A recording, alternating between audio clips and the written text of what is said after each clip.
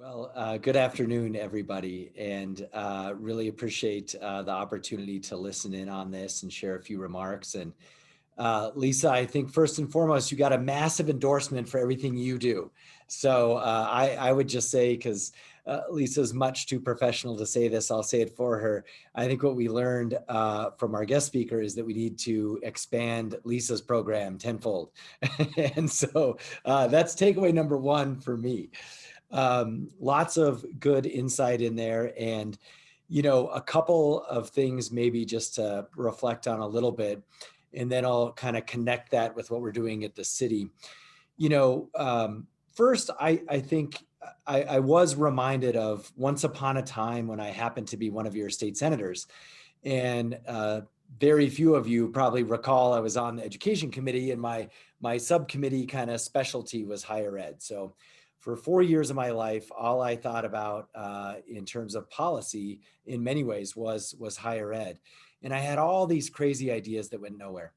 But a little bit of vindication, perhaps, coming from some of the words from the professor. You know, there used to be this thing called the Council of University Presidents, and President Stokes might be on this now. It's had various iterations. But once upon a time, before all of the current leadership, want to emphasize that, there was a push to really make that group stronger and to have it help coordinate universities and specialties.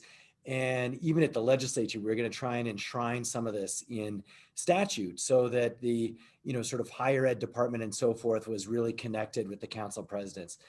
That idea did not go far. And I will tell you, interestingly, I think everyone loved it academically, but each institution didn't like it. And they were just worried about losing their own kind of autonomy, which is sort of, I think, an interesting juxtaposition to what the professor was talking about in terms of getting more autonomy. And I think that was actually the spirit of it, was to let universities sort things out among themselves rather than the legislature trying to do it. So that does bring me to another old idea, but just one that I believe we should always think about, which is Regent Reform.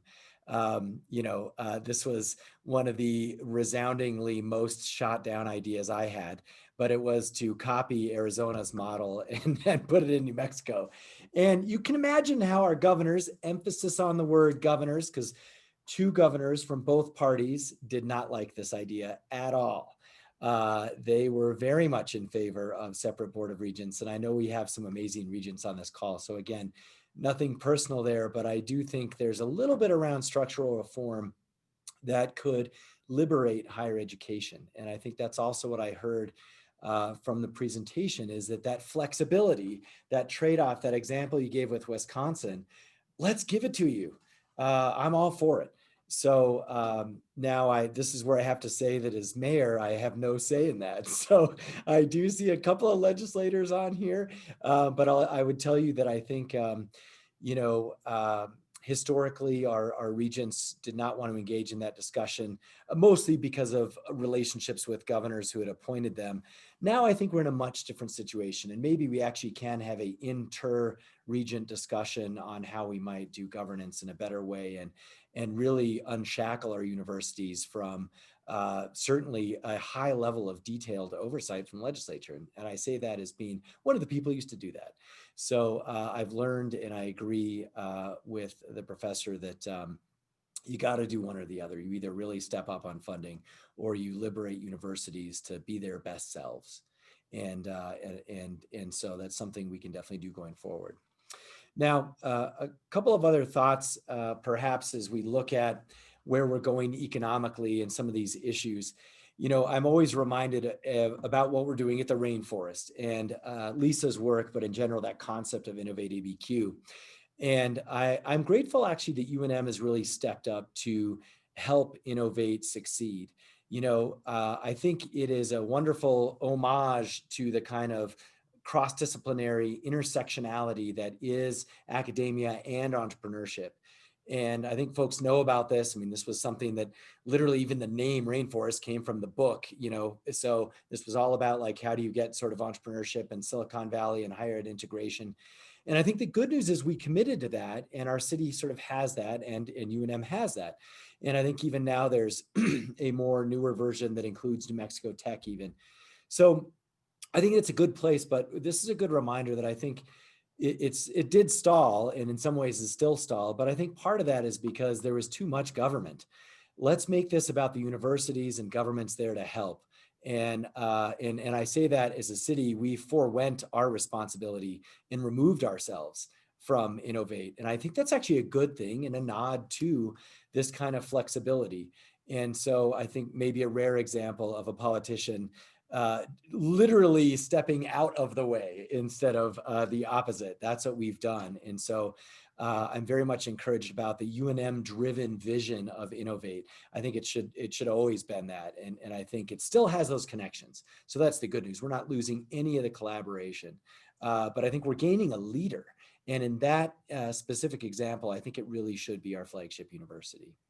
Now, what I'd like to do, I think, is just share a little bit with you. I do have a couple of slides and I'm going to go pretty fast, but I think if I could get the permission to share, I do want to share with you a little bit about this connection between economic development and the pandemic. And so as a city, we've had a number of economic development strategies, and they're all good in a sense that I think they're well reasoned. But we've had limited success. I mean, let's be honest. We wouldn't be having this discussion if we were at the forefront of a lot of different things. And so, first the idea was sort of this Michael Porter clusters concept. And by the way, he was my professor, so I do like quoting him. But it's a little dated. And the idea is, that we need to focus on these areas where we're very good. And I think there's still a lot of really good logic to that. But then it became this question about well, what sectors should we focus on? And, this discussion, I tracked it all the way back to the 80s with centers of excellence and so forth. So we've been having it a lot. But let me just kind of show you a highlight list of what it has been. And let me click the right button there so you're not all reading my speaking notes. There you go. So anyway, this is just an example of past strategies and current strategies that we use. And right here, you see, of course, as I mentioned, key sectors. You see this notion that we should be a cultural capital. And this is, of course, leaning heavily on our diversity and our history. You see the rainforest. It was this idea that we're going to be a startup hub. Film, we all know, like Netflix and film and all this. Then, of course, like the tried and true, we have all these PhDs, more per capita than anyone else. We should be the leader in tech transfer. Then it was water technology. We're a desert. Why can't we lead the way in water technology? Then it's renewables. Why can't we be the leader in all sorts of renewables? Because we have more sunshine. There's less glamorous ones, like we have cheap land and cheap labor, so let's just lead that way. Defense contracting, space technology, logistics hub, right? You see, again, similar to Phoenix, crossroads of interstates, major airport for a city. All of these are really good strategies. And we've all tried them or are trying them to a certain extent. But I would say, I think this does highlight an area where I think it's important. We also need to focus on who we are and what we're the best at that we can build on and be a national or international leader. And that's where I think you see a real difference between a lot of these strategies where there's just other cities and other players that are just way out in front. So, we've kind of narrowed this from a city perspective in terms of economic development. We've at least tried to narrow it down to 5. And I won't go into these. Everyone's familiar with these, but, we do see space technology, us being a finalist for the Space Force, Orion, one of the largest private satellite manufacturers. If that comes online, it's slated for 4,000 jobs. And we see, obviously, film and media. We see Netflix doubling down. We see NBC Universal. And then, of course, we have had some big wins in bioscience and directed energy coming out of the labs. And frankly, because of Lisa's work and UNM's work. So I think there's a lot to build on there. So it's taking that and saying, okay, let's shore up our weaknesses, but let's build on our strengths. And this is where the demand is coming from. And so I also want to pair this with, we have some folks from AED on the phone and others. And, this is what people are coming to Albuquerque for already. So let's build on that and have the workforce and be the best in these areas. So it's bridging that supply and demand equation in a way that is through tech transfer and higher ed. Now, let me mention a strategy just to kind of move to wrapping up around, where are we actually the best? And so this has been a tough question for us as a city. If you look at water technology, you look at solar, you look at directed energy, like we're happy if we're in the top 5, the top 10, but there's other areas where we're not. And, we do see these areas where we just frankly lose, let's be honest, to Austin, to Denver, to Phoenix. And so we also want to be cognizant of like, where do we win? And if you look at some of these measures that have to do with sort of the health of our city, it's a little different story. And so you look at physicians per capita, you look at medical costs per capita, air quality initiatives or air quality measures. And of course, like cost of living and traffic and things like this, where we are much better than places like Phoenix, Denver, and Austin. But you look at these and all of a sudden you see a situation where, like we can compete with Salt Lake City, we can compete with Phoenix, we can compete with Denver. And if you layer in a pandemic, I think something happens that is very, very interesting, that is also much clearer. And I want to preface this. I know Phoenix is on this list. And so I want to admit that I have a brother in Phoenix, and also that Phoenix has my favorite mayor in the country, who is, of course, from Albuquerque. And so we like to remind folks of that. But look at these cities around us and health measures during the pandemic. This is a totally different story. I will tell you that all these other cities are a much, much higher risk place to be living. And I say that having loved ones who live there, and by the way, have had COVID. So in our city, we have and we have had this throughout the pandemic, we have had the lowest per capita case rates. That is a credit to our community. It's a credit to UNMH and our hospital system. We've also done very good on the testing numbers. And you see actually now our testing, this is one area where we've kind of dragged a little bit in the last few months. But throughout the summer, we had higher testing rates than others. And I think we're going to catch up with that. And you also see at the bottom here, the positivity rate. And the positivity rate, again, credit to Denver. They've done recently a much, much better job on this. But I will tell you, if you look at these and we have these statistics longitudinally, we are a healthier place to live in a pandemic by fact, and than all these other cities. And, when you do look at some cities like Los Angeles, like Phoenix, like Salt Lake, we are literally twice as we have half the risk based on positivity rate. This is something that I think is a credit to UNM. It's a credit to New Mexico. It's a credit to Albuquerque. And so, we obviously wish good health on everyone, but we also compete to win. And we beat all of these other cities in terms of a healthier place to live in a pandemic. And that is also now what companies are telling us. So all of a sudden they're like, wow, where can I have an urban living experience and still get a test and not wait in line forever and not be exposed to everyone else who has COVID?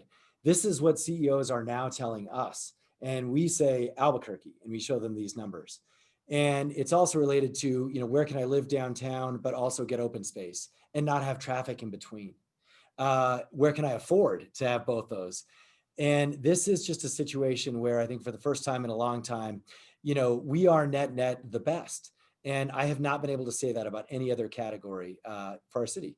So I think this is a good thing. I think it also helps us with tourism, because all of those stats also apply to tourism. Where is a place that people are going to want to visit and feel healthy and safe? Because I agree with the doctor, this is not the last pandemic. I think this is going to be a measure that people are going to look at for a long time. So that's just a little bit about what the city's working on. And the last thing I would do is tie this to keeping our kids from not going to ASU. So look, we are seeing all of a sudden our youth that want a great experience educationally, but also a hip urban area and so forth. We're seeing a shift. We're seeing our kids move back. And I think as you saw on the paper, we're seeing UNM's numbers go up. I think people are going to see UNM as a better place to send their kids to school in these tough times, especially the ones that are raised here. And we have been losing our best and brightest in some ways to other cities. We know that's an issue. So we have a whole marketing campaign around this. It's called the Boomerang Program. Also is in partnership with the Boomerang work at UNM. And we are going to try and get our kids home. We're going to try and get our best and brightest to stay here. And it's happening. So if you look at this stat, again, for the first time in decades, New Mexico is a net winner in terms of moves in. Historically, as you know, everyone has just left. So look, I'm really trying to cut it short because I think I'm out of time. And so I think there is some real hope for us to build on both as a city and as University of New Mexico. All right, Lisa, I'll hand it back to you. Thank you, Mr. Mayor, for your reflections and your information about the city and really how positive things are going. We're really excited about that.